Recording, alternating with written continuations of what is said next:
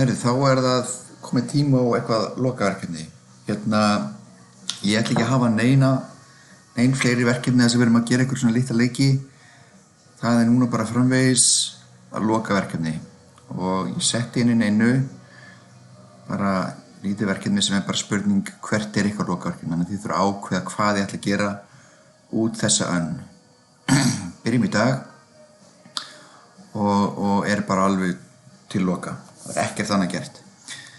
Og ég búinn að setja inn bara lýsingu hérna.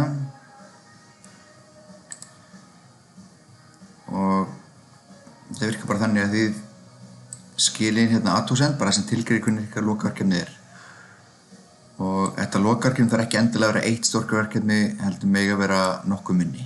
Það alltaf í lagi.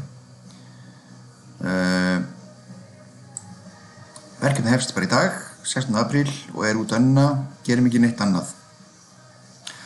Og lokaverkefni þarf ekki endilega að tengjast Unity heldur einhver hluta tölvuleikjagerð. Við höfum sett mikla áherslu á Unity en auðvitað tölvuleikjagerðir mun fjölbreyttari en bara að vinna í tölvuleikjavélinni.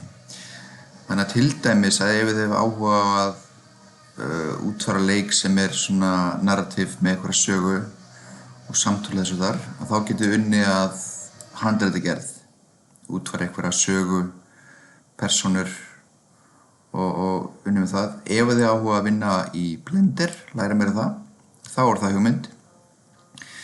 Þið getið síðan náttúrulega gert 3D leiki í Unity eða Unreal ef þið viljið prófa það. Þið getið líka farið og unnið í 2D leikjum ef þið viljið. Þið getið útfært hugmyndir og gert handgerða teikningar sem sýna útlit og virkni í tölvuleiks. Við gerðum eitthvað svona á enni. Nú, ef þið viljið fara í eitthvað smá ritgerðarfíling, þá getið þið gert einhverja ritgerðum leikið, tölvuleikið, e-sports tölvuleiki, fyrirtæki, eitthvað þess háttar. Nú, kannski hafið áhuga að forrita. Þá getum við fundið í sameiningu einhver verkefni sem þessi að forrita í C#. Passið fyrir í Unity þá líka nota JavaScript en ég mæli með C#. Þið getið líka eftir ykkur að búa til eitt svona cutscene. Við gerum þetta ekki önnur en hérna svona kennslumynd sem sýnir hvernig það gert. Nú það má sem bara vera eitthvað annað sem tengist tölvuleikjagerð. Þannig að þið brainstormið, setjið inn hugmyndir hérna inn á innu, bara sem athugasemdir, skrifið hvað ætlið að gera. Og síðan hef ég sett inn á Discord, sett inn hérna rásir, bara rás fyrir hvert og eitt ykkar.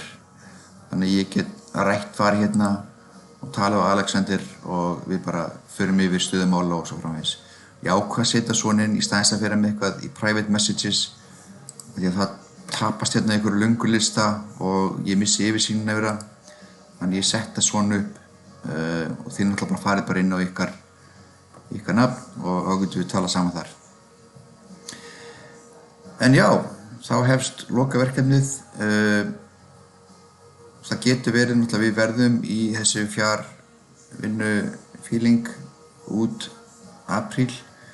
Það möguleiki að við getum hist í maí þegar eru verkefndagar en þá myndum við hvort sem halda bara áfram að þessu verkefni.